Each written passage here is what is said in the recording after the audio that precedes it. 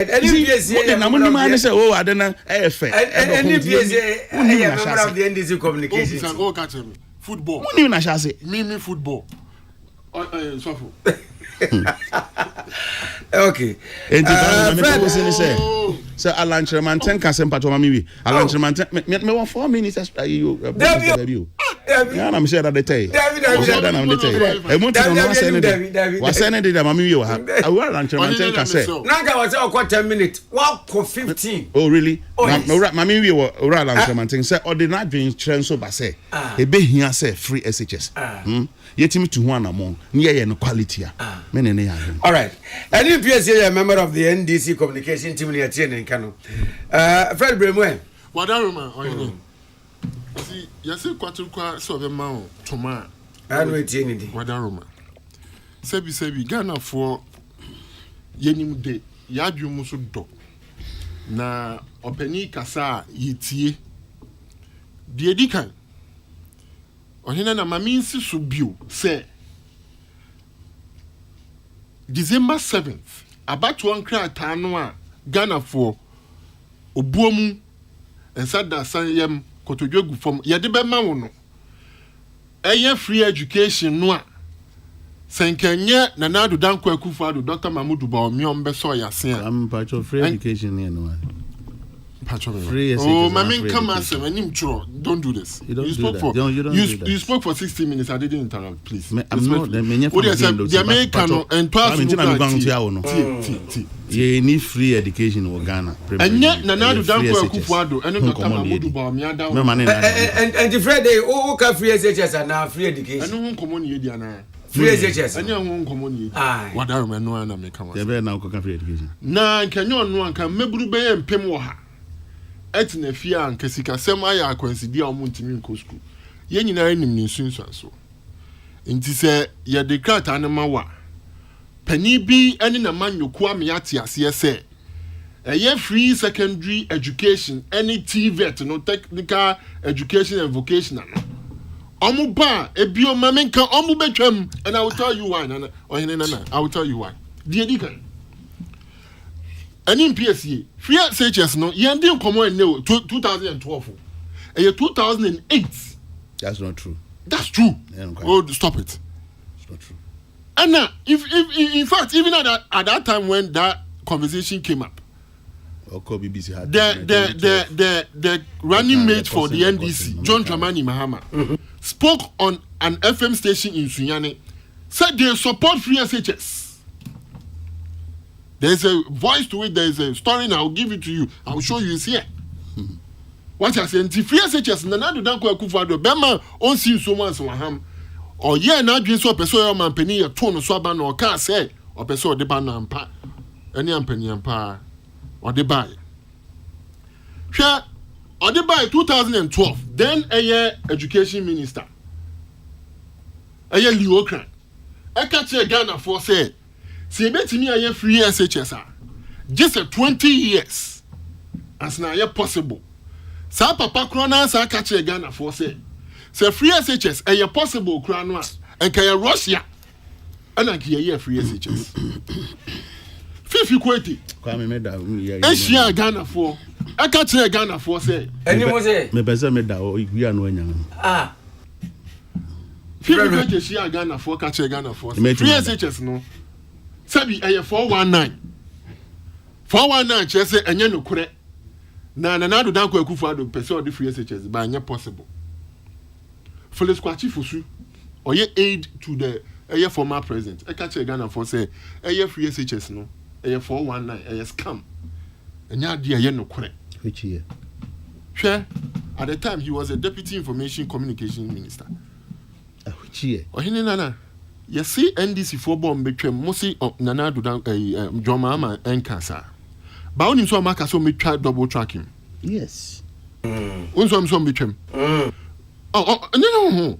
NDC for some bomb between double tracking. So. And you Makawa the chairman of the party has said that.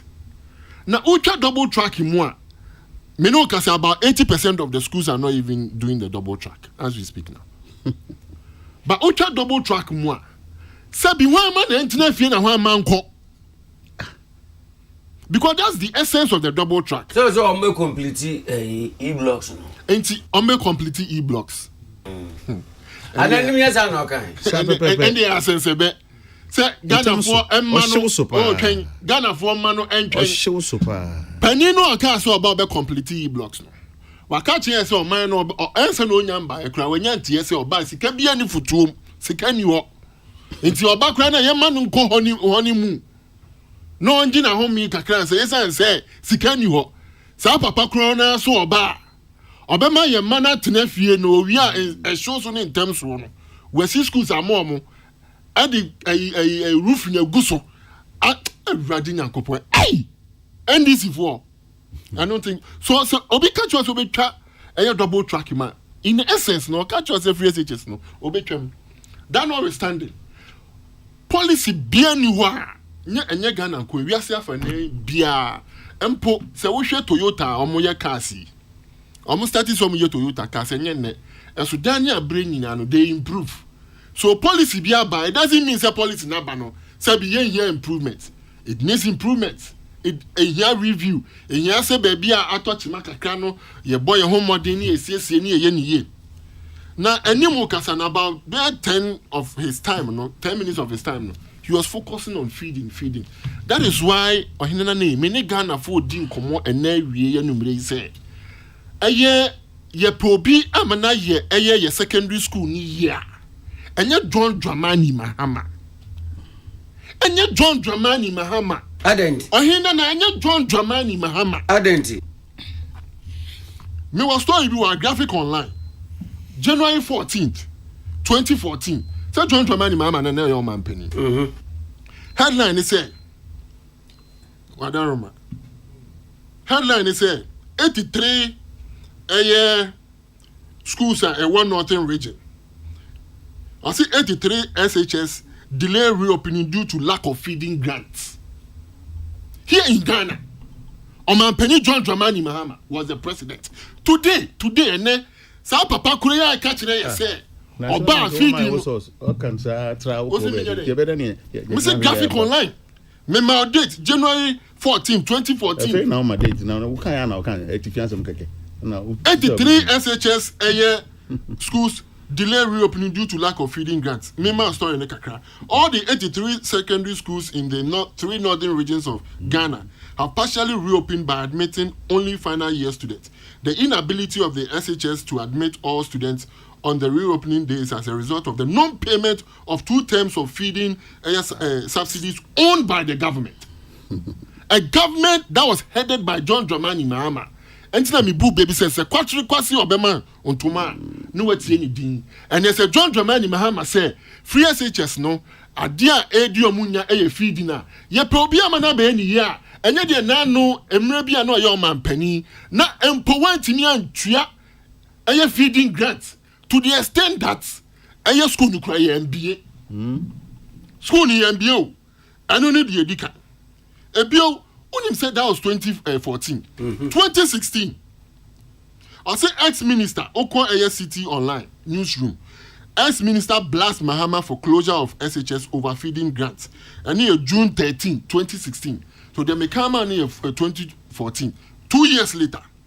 I say heads of all second cycle institutions in the northern region have sent students home indefinitely. Supposedly due to the non-payment of feeding grants by government. June 2016, when I know your man penny. John Dramani Mahama. So today, if that same man, because of Zani Modern Boy one bounty, Ghana for over 1 million, a pamono, so on San Fatase or Baba Sabe Twasubio, or Sa Baby, Ghana for Kaya, same maybe a Chemuko, nothing region, not almost 2 school because now for feeding grants in court. And crying to me Adrianindi and see a 2 school denim near Pamon Krana Kofi. That's the record of John Dramani Mahama in our secondary cycle institutions. And today, that same man is telling Ghanaians, he said, Yen Twaba Mano, no one free SHS.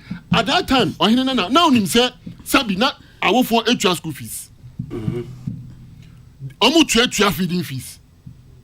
Even at the time when parents were able to pay school fees, feeding fees. Na absikana kwa ba on fan ko amientua na ene no a wofo ntua bi no John Dramani Mahama be ka kire ye say ono ba sa ebia ahunyehi akakra na ewo free SHS ho na eye feeding no oba ono na be ba be sisi ebi okwatere kwa se obema ntoma eya no watie ni din ene Ghana fo kwatere kwa se obema ntoma efa eye free SHS no a muntie ni din na mon kan ni track record o ka kire say o my Ghana ye wura refie ene mo me kai mo wo eye region ye kan otwi mu say Mantam on mpo ofiri wa onya free SHS won fa so wo no hwede ode ye omo not the whole Ghana, even just the 3 regions of Ghana he couldn't manage it.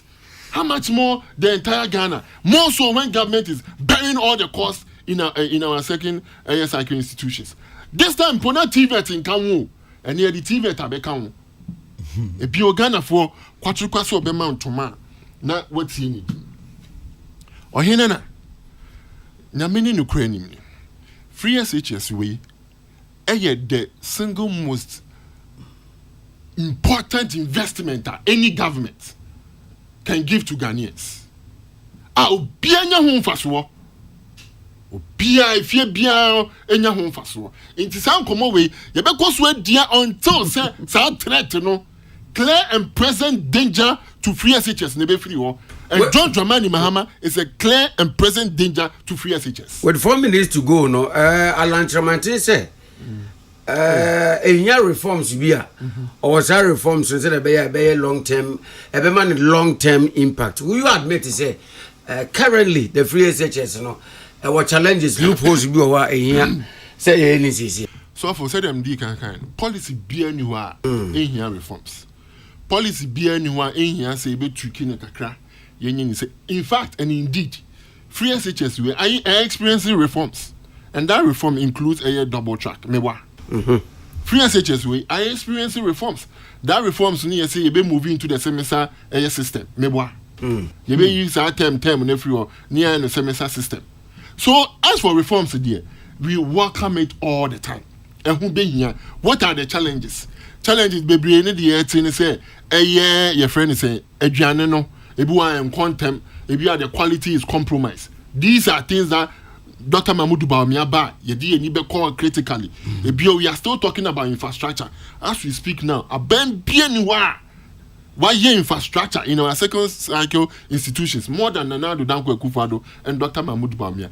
Every second cycle institution, secondary school be a war man Ghana bia enya one infrastructure or the other, either dining hall and assembly hall and classrooms and no the dance here even in the midst of all these challenges any they are by ye koswa experiencing increase in enrollment because policy not about to stay enti ye ko yanim no o se ye boy home modern na say schools no o se ye tremu me madwe kira me pese me de ban say sometimes in ebia school no to say premper and you say you focus on say you be expand premper infrastructure no nko awo you betimi apɛ bia bi ɛwɔ ebia district wo asase bi ɛwɔ ho ni you see another secondary school a satellite of premper the same premper what I say because of infrastructure these are some of the innovations ye ko yanim ni nyina no na ye it means that ye here abanya first and foremost oje policy ni tum no nim policy no bra sabi na owo gidie ma power policy ni mu no obeto aso sabi yemfa eye policy ni mba na Ghana for majority of Ghanaians over 80% of Ghanaians catch say free SHS no yento aso according to Afro Barometer report agitum say eya de papa yento aso eya de papa ni yento aso dia na de oye kofare bai no ene e ma no ho akonya e ma ne beto aso a ebeboa ohina na peace atiefo ni ahwefo amutie me mesremu if not for anything at all but for the investment made in the Ghanaian youth and eventually amubeba benyini ayempanipa ebeye encourage for urabe bimbe nurses for engineer ebimbe doctors ni teacher for na ekeka count omo da chinti na me ya dum na yekoto aba December 7th omo nhwe so na omo nto aba ma Dr. Mahmoud Bawumia ni yento aso ni yambo free SHS no ban esan say me say susu dua bio NDC fo nya manyoku a free SHS no mugidie more so when they are very vindictive kopem say na Nadu Danko Akufo-Addo na kofa ba enti ombepe kwan bia so as free SHS but one ba ku bi so enim kan ya no na me dey ja na wodu wan wesi o since o mu pa the financial commitment into free SHS no as it is tagged no o ye man na parents ni dey kra do so chen abanu yet aban say free. You see, I didn't want to go into those details because for me I tried you call secondary school you call secondary school you for almost every weekend be almost the aduane break tell is visiting hours no visiting days because secondary school let me talk of my experience what I say apart from visiting every weekend na ebia every weekend biano we went to St. Peter's Secondary School, one of the best schools in Ghana, if not the best schools. So me were experience no. Ye de eye nnuane brain. What I say? Ebio ye discuss so emane ye de brain say bia ye didi wie bia aduane no say wo kon do a na ye friend aduane bi nchenchi. Ye bro abro nsuo no. You say ye friend I say rice water no. Ba we near the bro na ye rocks near friend inchinchi ano ne ye pem nti ano sa ye ko breakfast na ye inchinchi ne be serve dia wo nipa dodo no na ye ko canteen ne ye ko didi what I say. So the issue of awofo eboa amoma akọ secondary school ni there enya new say for example obi wo ha me ko school me na me fa ni creancy yo no nko na she was a single mother ebia ye pe gari olonka ba ko ma me ya pay dinat in locally a new donibi. Ya pay bia mami. Sadi nkra ya mami amiensa. And then milk powder. Hi friend milk powder. Ni ya pay she talk wakoto shit. By the time I be 2 weeks be drew no na medua ni asa. Ti dia kan de ne ye twefa ye bossa. But obi so wa ni onim say me call UK. Be after me wie SS antina me di ade a friend conflicts. Na me di vida. As a secondary school, we had a student. So the experience is there. I will for a mama because of maybe a more peculiar experiences. That does not mean say free SHS in Yadi Papa. Any busy. But that's it. Bringing the time to 27 after 4. Yet a Fred in Kana. Also, good afternoon. Good afternoon. My name is Kwabena Ameniampon. Listening to you live on my 7. As for me, I will vote MP because of good policy. Good afternoon, sir. Baumia is the best for Ghana. Stella Dintra, Ablekuma, Farm Milk. Good afternoon, Kwame. In fact, the presenter should not be allowed to be on air again. How can you throw that into people's eyes like that? Instead of propagating the good strength policies of his candidate. For Nana Addo's statement, we cannot expect anything else since he's from the same party. The voters will decide. EBA, the Frikaswa Papase. Kwame, please. I totally agree with the president of the land because how the world is going. We need leaders like Dr. Mahmoud Bawumia and not the usual political leader, Philip Difri Galilea Kaswa. Good afternoon, Nohinana Kwame. Mogana needs progress, and the only candidate who will continue the good works of Nana Addo is Dr. Mahmoud Bawumia. Vote number 1. It is possible. My name is Wafayaw inside Ashali Boche. I'm Christabel from Aguna Swedro. Please tell JDM and his people that we want peace in this country. It is possible. 2 minutes after 4. Decision time live on Peace 104.3 FM. So any oh, you just me kai minia Kofi sir. Sabrina no can you were visiting day school be hour any hours and now ba aduan a the fifie bro friend home cho no there bro enya na wo twi bia school bia no a obita sa akwanya no yani mpacho na wo twi bia de ni bia jesi bia sebe abofra no hododo no wa frɛ awofo enu mpo no obehese wo de be ko sick bia ansana e bia on afra wo e bia mo fa no kofi samra na me ko fa fi hin na wo twi bia onu aduan fifie bro well and the amount nkomo but see it has been established obi ani Ghana prempren ya sorry akase tia free SHS and I say onye ntom say free SHS ya depa obi ene Ghana yente da say wo kire wadwen wa de bi hu beye 2012 President Akufo-Addo promises obesi 350 schools sabe na President Mahama promise 200 emo ba kokora no efe na bi a ba beti say wetimi asidi a yenim ba nia me na me kan ni say ye wo how bebre wo free SHS won it is what the aba to say ye ni ho nkomo a eye pa na mom so obi twam no obi twam enka ye nkomode wo prempren eno de eni ho kra be bia ni ho a sa nkomo no ewo so obi say me twam anani twam woni ha na me ka say wo so wo na ma papa bi abo hun dawura wo fan kontompo ni na braba se mu ntwa true nti obi so ne ya no kware se jetum say Dr. Bawumia be ye mfia biengini and wo se wo nga digitalize school feeding mpacho me bwana and this wo feed wonua omo ana wache aniga ana ya omo ene no garini beans kra na be bia mo be ye no be hu nya san Dr. Bawumia ka kire ni nti no afa ahi sa digitalization no kan no afa ahi ena one won atim de aduan apro ama mofra adi abi ho nya ho ho ne amani ba ko biom ne se ya kan kontompo sema eno de ne ai betimi aka ne se obi wo ho a ono de kontompo na san ne ko mo cause ya nyo bi a wa promise kepos ma me nchia won kepos bi chiam so be see airport and harbor among after 2020 election be see ne yente ho popoye obi aba bonta be ka se oba be ye concrete roads wo Ghana ha cause India won akwa won atutu ho akwan nyina awie menya wenim he ya achimota overhead na edi kan yayi kwaso traffic light metase say ye concrete road na ho ha driver for nam so sabe obi hu eno ne yempe kan ya opese wo ye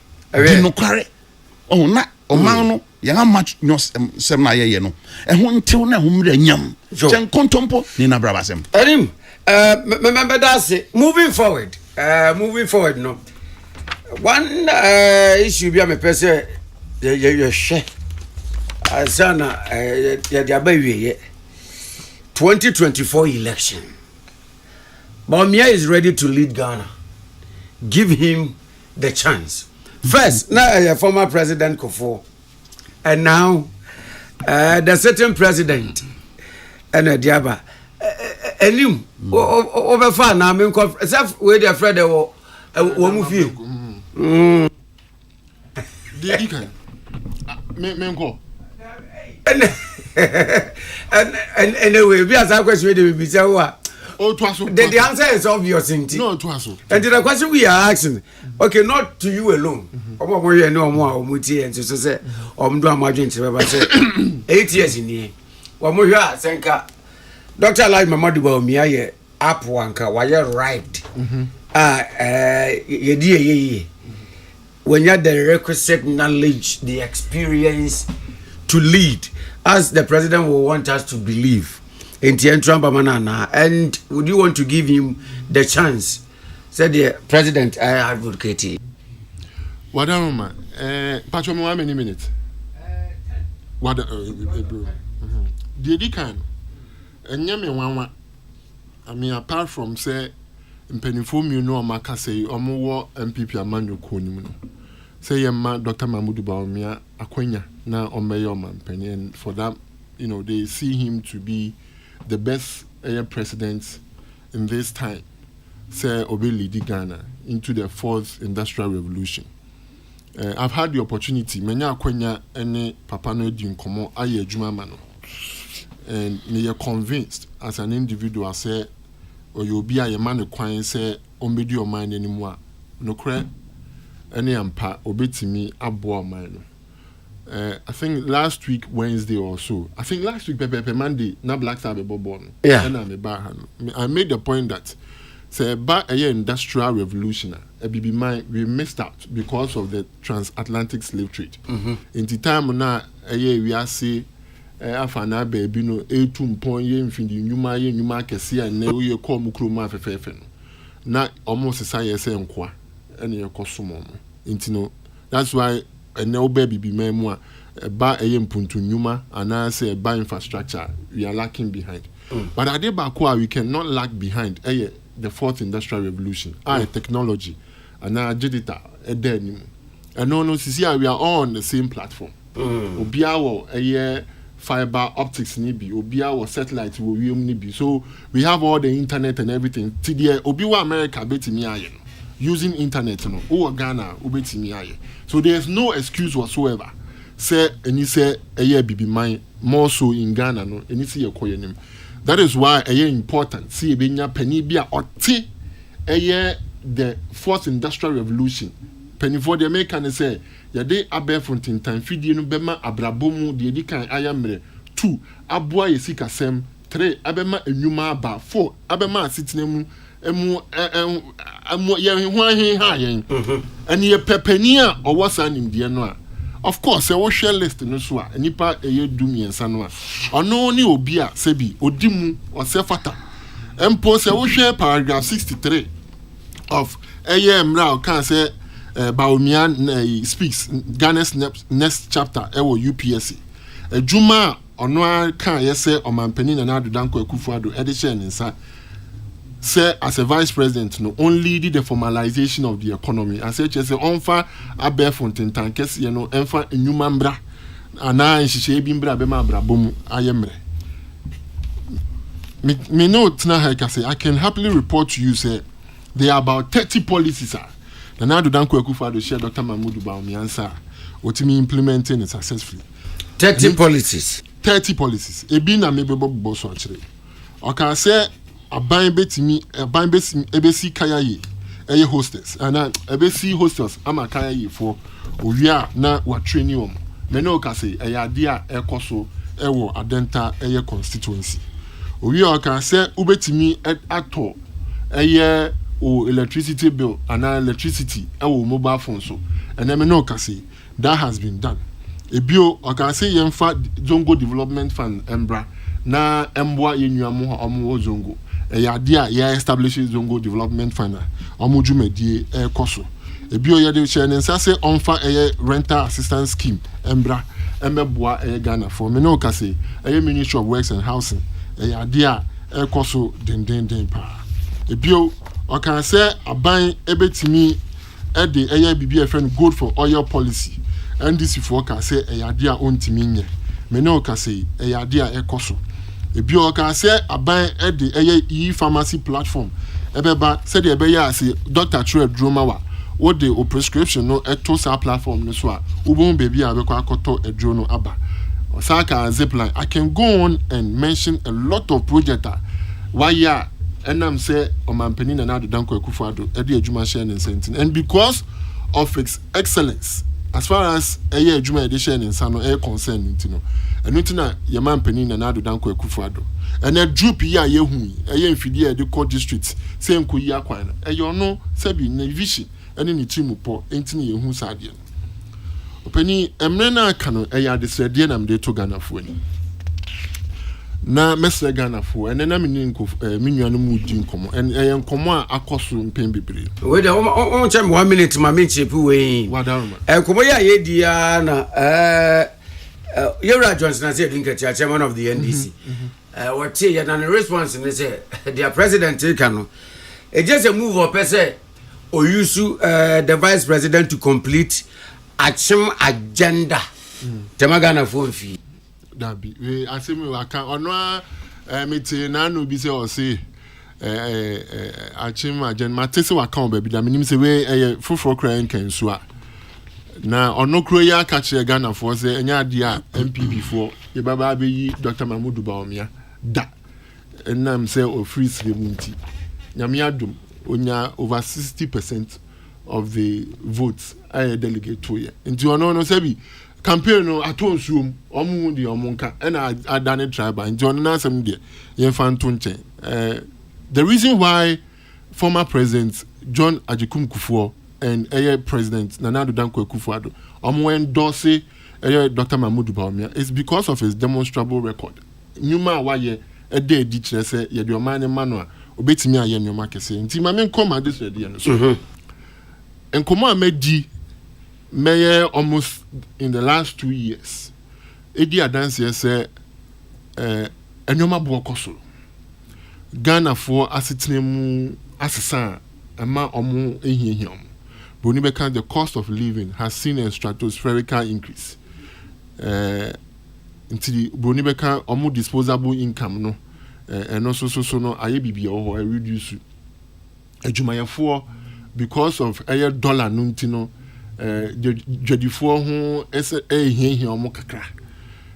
Nina no yenim, yajitum, and nuntina a year 2022 budget or man penny, a paragraph 4 and paragraph 20. Ajitum say.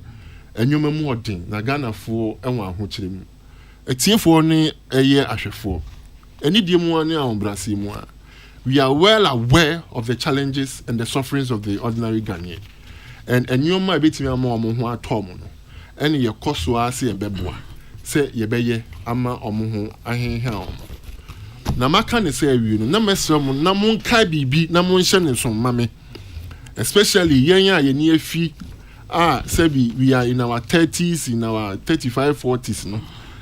Ye kai the year 2008. Oman penny, nana year John Ajekum Kufuor, na memwomu from 2001 to 2008. Ye nina ye hu and your papa, a year, to the extent that or the free national health insurance buy, ye decapitation buy, metro mass transport buy. Ghana economy na ya to the extent say yenya sika mani busua or bank say bi o okra na bank for tata say be loan taxi driver bi ananu ni di nkomo also gi loan from 3 different banks editor taxes edi adwuma timi betua ho kan ya de samre na me ye national service o ye national service kra no to the extent that even insurance companies were giving loans metro near insurance company be Metropolitan Insurance. They were even giving. That was how good the economy was. 4th year and twata. And at the edikan, or my Ghana, Yankani Asemko ye bibi oho. We experienced doomso in 2007, and it affected the economy. And then the US had the meltdown, economic crunch, and also it affected the economy. Or my no kakra to the extent that so abakaya and yes, you ton a national Ghana Telecom Company, and no university wa here. Eye openi kojo mpianim kache ese nkawan hwekra na nkoma ni buo no kebeden ane edimu na yenua mu NDC fo edin dada na kasade kache ese omdo mo bakra national health insurance no ombe no one time premium kache ese ofu oba ombe reduce prices drastically ane edidi mu saa na yama na nado danko akufo ado ambeto amembo no so obehwe the same thing is almost happening. Yeba abemu eye from 2017 up onto 2020 answer na yare ko the wo COVID emba you know Ghana was one of the fastest growing economies in the world. Yeba ye she bosse taxes bi o na ye nonsense yebe twemu ana yebe abolition 17 taxes eye eto be dunson ye twetwa mu was have a member afinimu ana say within that same term no. You promise Ghana for say be introduce free SHS. We introduced free SHS in September 2017. You can see every constituency ebenya one ambulance. Indeed, now the whole Ghana ambulances here 50. You do over 300 ambulances about Ghana. You catch Ghana for say every district will have one factory. Yadia Menoka say a district more factory. Bear 169 factories are ongoing. You when you man Ama Ghana economy relatively it was good for almost 5 years. Now one Ghana cedi per and abeka you see against the dollar. And afofi antwata. Yare ko the wo COVID by and nyoma ehun aye bibia ho. Said ye to eye kofidi wo abreso a Ghana for ye nya botre eto abeti a MPP aban ko fa NDC for ba ya be ye nhwie nan ye da esumu na a teacher for e kira de nhwie miensa na ye tuo mo ka boso me miensa. Eye yenyuamo mko eye nursing training kale omu we school a yentimi inform adwuma. National health insurance was almost collapsed. Ana Nana Danko Akufo Addo besa fa memu nti ye besre ani die mu amonkai na ma Dr. Mahmoud Bawumia ento amemu oni so emi anya mfom so na modi ya awagugom yare ho say dangerous hu ni say oh ya fa any time you 30 seconds na me dey see dey hu ni say omampani dada John Dramani ene ogina NDC A2 Frank amomo epeso sa ba bio yenim no dada yenim de obeye obese Ghana yesikasem ye kan ye ensem obese ani nyina ono ne ensan konfa ne mbra ani die mu na mbra sem adabi ye fa Dr. Mahmoud Bawumia mbra no meto anwuma pa na do Danko Akufo-Addo aye dia kemu no o meto aso na o man nko ne ni anim minia de tununi beka de tununi a topic no aha ne na me pa kire that's yampanyin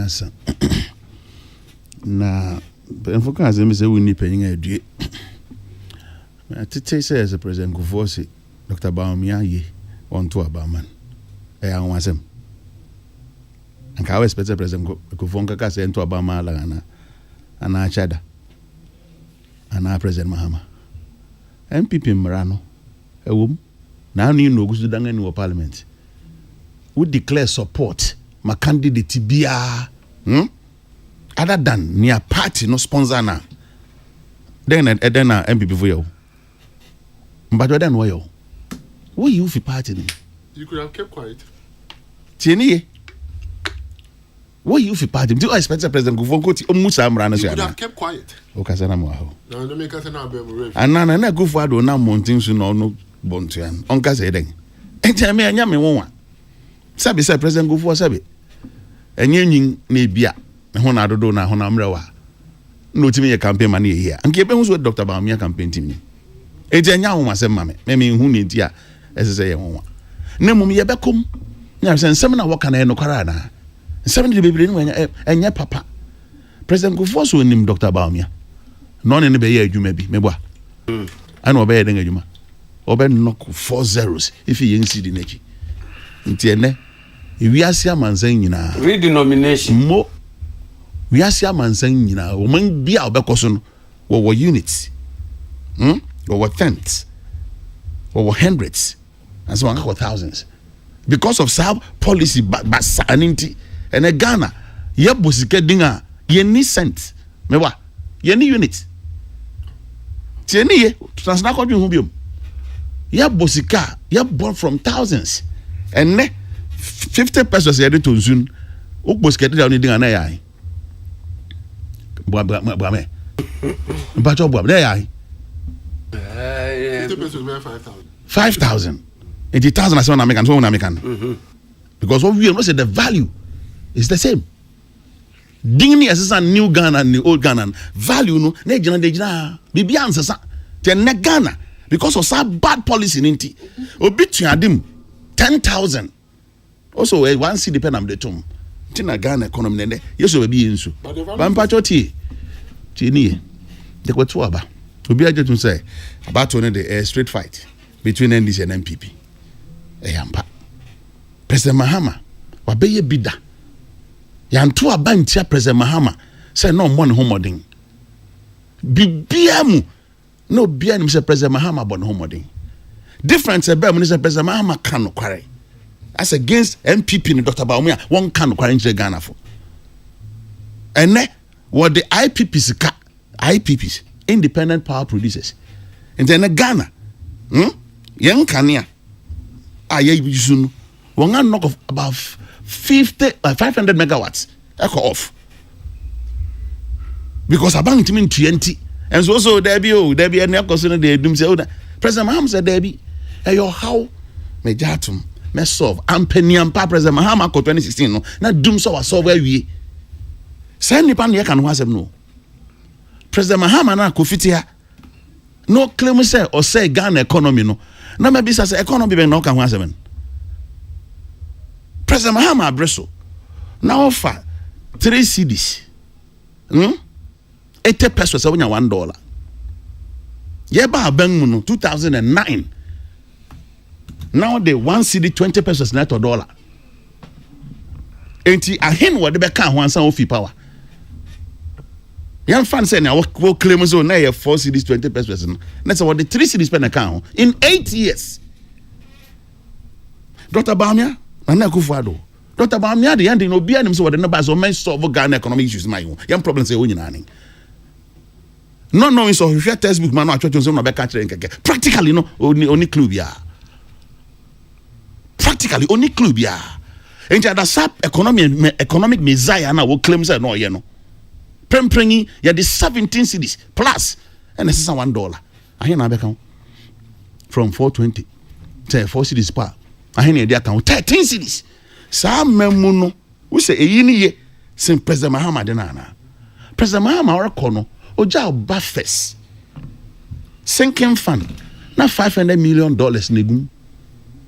Eno na se okoje euro bond obebua no de photo no kakra nti be do bresa utu eskene nyina principal na no atu afi ho eno nti na President Mahama breso na Kufuor do buy up wotimi retire President Kufuor $750 million go the euro bond no but so kai pa oja stabilization fund yen peske min tu be menchirima difference ni your President Mahama de bra na breso no ye president no dwen chirima ho nti odi sika to ho menchirima under Dr. Bamia as chairman of the economic management team were dear nchirimeska enti waja wonka a business stabilization fund and capital credit over $300 million oja Ghana infrastructure development fund President Mahama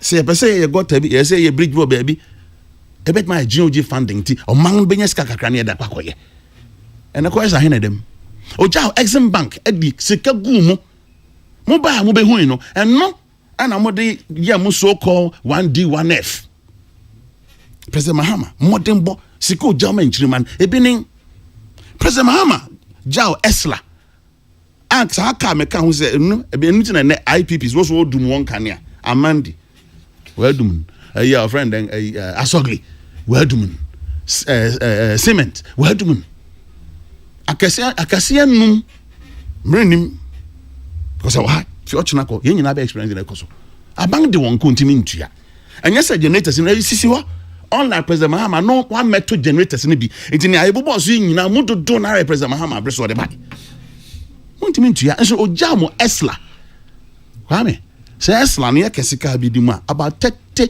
billion Ghana cedis so far and we no metimenya from Esla Nsuyan kwa se sikana ahi no otimi ditua. Oja cash waterfall mechanism. Kwa ye be fa so a IPP bia producer abosom bia no ye menya sika kakra de be ma won na eto ka e da ho no so. En ko hwe se sika ahi e no ngaje wato. Oja cocoa production of 969,000 metric tons. Emu sika bebre. And 300,000 crown ye struggle and say it me President Mahama na mususu say no mu mangni yes abri no mu no amemu papa oja wini why ye bida enti oyi say also bed down near men e ye bi beketua bi my President Mahama why she boss say prem or how I da Ghana so near free SHS cancellation or how I da Ghana so back ye unemployment mebu an wonye nyuma nye because 2016 na unemployment rate 8.4%. Premprengi as at last year na 14.7%. Many no ka say Saskatchewan service the report one finding be about ya better be 15%. Enya de se yetena ho na ye twen President Mahama so oba kwa be fa so be create nyuma de ya de kitu bi man. Enya bosremu ka enya nada near the can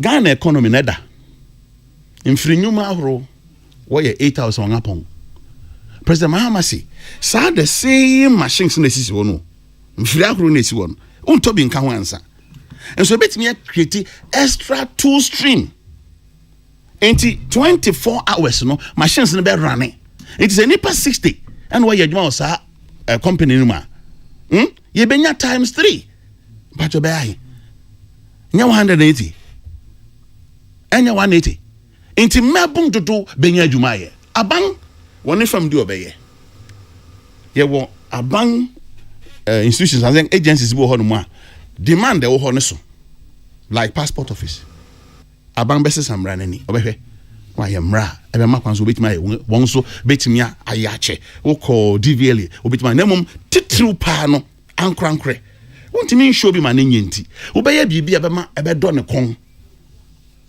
ebe incentivize no na nani age ho ebi ni say obema taxes ahoro a eda won kon mu no obeyi anu ansa enu achi kane asem obe say kane obeyi su na nojo because we are the bia machine na waso yisu kane a ebia boss be ebia semi na waso yi ba nojo no be so dodo enti obema o meter eno no sa anojo fa bills no ebe ye mro ebe ba for mama obi anyanko obeye na mom cost of production ene ebo suru nti eno susu ma menya kakra bia bensa be so sa bambe so ngasen na cost of production aba forma obi ade no be jembi eno ye ne di kan patoti obi ho no no ni metam na yas anti mami wi me de preko that's what I remember enyuma hrowa president Mahama pato me say we for 2 minutes no to the account ye wa adwuma wura e ka president Mahama policy de ba no se mebun bu ho no pese wo entrepreneurs enti abang behwe no so won sa what is an kokon kitenkete na nkomo no anya ye kura no obi a betimi aye poultry small scale bi e woni mfichiri ebe boa ama Ghana young local production on poultry products and also betimi akosoro kakra FM pacho apprenticeship president Mahama de atuga se mebun bebe ho no pese wo ye nsa no djuma eno no eho ka bebia obekwa kosua ene niebe ya obepon wo ho niebe ya obehye adwuma ase aban be so wasen obeye ni nyina de ama eno na esi president Mahama eni so eno mri ni munti no yereka employment ho asem kakra bi ba mpacho me that's a big push na me di wie the big push of president Mahama say obey investing $10 billion into infrastructure when come now shall say me we now shall say now mom ka wi anka me bi na mama the seconds been there kasa gwame $10 billion big push no president Mahama say $10 billion not to be infrastructure but who say aban bia no say o expand infrastructure in itself ne create employment artisans be brebe nya adwuma ye enya won wasa aban ya broso water production and nsu ho aye na to extent say sabi o ko ba bia nsu ani papa no mkra wo nya because aban asay nsu fa sunting wasa no fa so ye nya Dr. Bawumia be promise here say ye man 18 months be wo ba ban mu a kwanso brabre nya nsu any ajanan problem nso na nsu abo dipa do communities bebre a adentam Fred work audio you know do ha you now share as na den no pedo pro oh that be way I run the same oh kasa no that be so na share say that be nyame oh that be o sa question we there mampeni na do there na e no ka tro kra say we kasa ba me time o me fama no nsi ene wa no ne ntimi nsi die dikan ebio message bubo we say kwatrikwa obema ntoma oh can you imagine what I say yo na o mampeni da enye bosire mu kanse mu disa na Dr. Bawumia keka no debi meburu yin anyum ka kire say onye magician ene de o magician obema o kan we okokan ayi ye bisa no one debate o si sebi enya no kware asem o kan enya no kware asem a o kan ye kontompo won kai ba bi kro ka asem won kai ba bi kro ka asem no GBC yen kontompo president Mahama ka sa admit say won timi first can show because that's how man adwuma ya ansa aban bia no otam sika ko show bi kotokum obekreti enabling environment na bofra ni ba ko nya adwuma ya no de afaso wafa faso atua oka na munim aye kontompo ni na braba sem ya ma mo mfia botwe minia economy no na apaska yi environment am na tantantan education aye twe fayambo enti mo ba den pa na matimi aye ana obi aka say Black Star thank you African Cup dey qualify tebe bia mo dey na me thank you very much oh that be one year MPP food in 2016 e was sports mo wo Brazil. Thank you. Bernard NPSC, a member of the NDC communication team, and Yatin and Kano, and Frederick Ofiami, a member of the NPP communication team, Yatin Wamo, and Yadempiri Foyasi. So I'm over Buankomo, decision time with Peace FM. Good afternoon, host. Where is NDC going to practice their 24-hour economy? They should name one institution or factory they established. Mepachwane. And then no more doom so Bawumia number 1. Somebody for Kaswa. Good afternoon, and I'm listening to you loud and clear at Apam. Alexis Sando is my name. So dear Maka, we do the boss. What's up? The clouds is up, or better to the ceiling. Please, I advise you stop playing this information audio by the wound to me journalist on there. It wasn't the situation you can discuss. All right, it could be a call B. Thank you. Hey, I require did you debate here? Oh, you. Oh, NDC communicators. Sure. All right, so I hana bibama kwa mi de and right here. We are me pa dear. Anyway, chema jina tunakunya wewe ntubana wa kono bend down low. Tiana nkishia jungu mode na nka obeti. Anyway, 25th November Mondays edition of the session time on Peace 104.3 FM. Ahani adibesi ni adamase. Odo message by me Kenya. Thank you and Kema on Wednesday. We promise we read. Your family chief Captain Field Marshal Ohene Nana Kwame Amo Abuafo Naomi Obenewa Patricia Sifa Fisher. Hey, Manaze Real Madrid and Prince President Metuso new story and me massive. I'm a bomb person. This is story na my family. Every day. And then that's money. And I got to go ben so buy the boy man. Production here tight every. Yes, you know a brother from another mother. Odia Nka Kwame what takes over the radio from now to 6. I better answer the news. I can say Bonaba with the council bread. Stick and stay and enjoy.